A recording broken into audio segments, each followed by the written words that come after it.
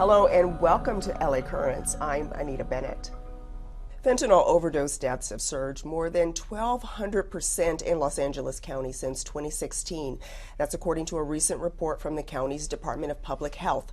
Hospitalizations are up as well. Joining us to talk about LA's drug epidemic are Bill Bodner, special agent in charge of the DEA here in LA, and trauma surgeon Dr. Reginald Jones. Do these numbers surprise you at all? They don't, unfortunately, surprise me because I've seen it building since 2016. It's a drug threat, the likes of which we've never seen. Fentanyl appearing almost throughout the illicit drug supply chain now. Two drug cartels in Mexico are manufacturing the drug, the Sinaloa cartel and the Jalisco New Generation cartel. The chemicals to make the drug come from China. They go to Mexico. The drugs are manufactured in Mexico. The reality is those pills are 50 times more powerful than heroin. 50 times more powerful than heroin? Correct. If you were to take heroin, if you took a penny and you covered its surface, it would take 3 pennies to give you an overdose on heroin, pure heroin. Fentanyl, if you took 1 penny and covered Abraham Lincoln's forehead, that would be the lethal dose of fentanyl. Drug trafficking organizations want to sell the most profitable drug. Heroin, to grow poppy plants, requires land. It requires control of that land. That land has to be in a specific climate. They need people in the fields to score the plants, scrape the gum, manufacture the base. With fentanyl, you don't need any of that. All you need is access to the chemicals. You can mix the chemicals in a garage. You can move it from one place to another if law enforcement was moving in on you. And there's no limit to the quantity you can produce. You're not relying on a growing season or Mother Nature. So they've decided to make fentanyl the opiate drug that they sell. Sometimes with teenagers, when you don't have that opiate tolerance, it takes much less of the drug to harm you or kill you. And right now, we're seeing 60% of the fake pills that are out there, available on social media, available on the streets, 60% of them now, by our laboratory testing, have more than 2 milligrams of fentanyl. How do you let people know this is so dangerous? I think that the more we get it out into the vehicles by which the young people use, social media and things like that, we can get the word out. But we have the people that are out, the prints and the individuals, the stars that have succumbed to fentanyl overdoses or things that have been commingled with fentanyl. You can't just tell a teenager, don't do this. You have to provide information and empower them to make their own decision. If we don't give them information, we can't necessarily expect them to make the right decision about dangerous drug use.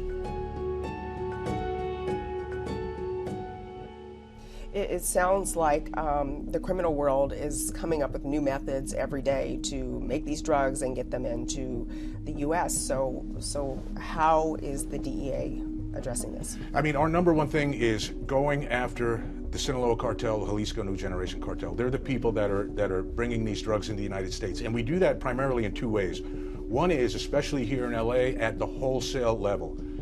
There are individuals bringing 1 million fake prescription pills into the area at a time. And, you know, we've made several seizures of 1 million fake pills in one location. Also, 100 kilogram quantities of powdered fentanyl. Those are the people that are causing the issue. Our logic is, our strategy is, address the problem where it's causing the most harm. The wholesale level is one way we can do that. When we address the drug supply, we're reducing the drug harm. The other place is where it's actually causing deaths in the community. We have something called our Overdose Justice Task Force. If someone sells a drug that kills someone, we will investigate that death, try to trace the drugs back to the dealer, and charge them with a significant federal crime, drug distribution resulting in death, which can carry a 20-year federal prison sentence. It is a long sentence, and I know that a lot of people in our community, just to be blunt, aren't comfortable with that. We're putting someone in jail for selling a small amount of drugs. Here's the rationale for that. There's a very real case, and it's not that uncommon. I just speak about this one because it's been adjudicated and it's open to the public. One drug dealer in Pasadena in one weekend caused 7 overdoses and 3 deaths. And my question to people is, what happens the next weekend if law enforcement doesn't intervene and file a case on that person? You work in a hospital. What are you seeing? An exponential rise in opiate overdoses, and I mean exponential. So it's been a significant rise. Is it among teenagers, adults? It's among all groups, amongst all groups that we see. Are you seeing more children in the ER? Yes, we are.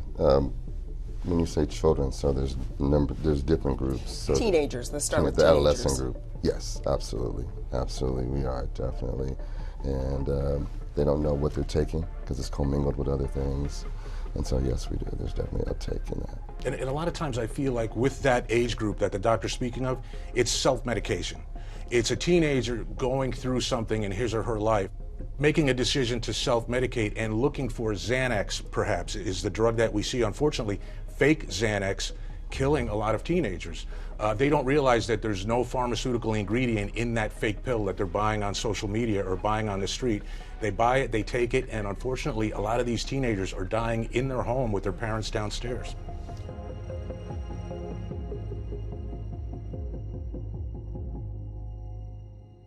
They don't know that that Xanax pill is fentanyl. They think it's a real Xanax. Once we can educate people, go into schools, provide knowledge and empower them to make better decisions, our hope is that once they have that information, they're going to make a different choice, a safer choice. Mm-hmm. You mentioned going into schools. A growing number of schools are adding Narcan. What are your thoughts on that, both of you? I think it's a good thing. I think it was something that Governor Newsom had worked on, and now it's in fruition, and they're in the schools, and I think that's a good thing. I think that we need to have the conversation, and it's the kids that are at risk, because half the time they get into stuff, they don't know what they're taking, and so we need to have a safe way of dealing with it and helping them if they do have an overdose episode. So and it begins the conversation. Yeah, I agree 100%. I think everyone should have Narcan. It's readily available now here in California. Yeah. It should be in schools, and really it should be in homes, and it's not necessarily for the person carrying it. It's for the other people that you just may encounter in everyday life. We've certainly addressed fentanyl, but there are many, many other drugs that people are taking. What about prescription drugs? Do you see a lot of overdoses in the hospital? With prescription drugs, that usually affects the kids. And for the same reasons that we were just talking about, the pill form, it looks like candy or something, and they'll go in and they'll use their parents' prescription drugs and come in overdosed. Also the syrups, we have cough syrups that have codeine, and so we'll see that. I want to circle back to the prescription drugs. If someone has them in their home and they've expired, what's the best way to get rid of them? Check DEAtakeback.com, and that's a website that DEA runs. It provides locations where you can go turn those drugs in. It's important not to flush them down the toilet. It's important not to throw them in the trash, and I get it. People want to get them out of their homes because they recognize the safety risk, but that's really not the best, most environmentally friendly way to do it. When we collect them at DEA, we have an EPA-approved method of destroying them that's the friendliest to the environment, and it gets them out of the home because, unfortunately, a lot of times, that's where, and the doctor might have alluded to it earlier, that's where a lot of this drug use may start. It may start with a Xanax prescription that was left over, or an oxycodone or Percocet prescription that was left over from a previous medical condition. Kids may take those pills, and then when they run out, they're going to search for them through the illicit chain, and that's where they're getting the counterfeit pills, the fake pills. Well, we are just about out of time. Gentlemen, thank you so much for being here to discuss this very important issue of the drug epidemic in Los Angeles. Bill Bodner, DEA Special Agent in charge here in Los Angeles, and Dr. Reginald Jones, trauma surgeon. Definitely a lively conversation. I am Anita Bennett, and thank you for watching this edition of LA Currents. Have a great day.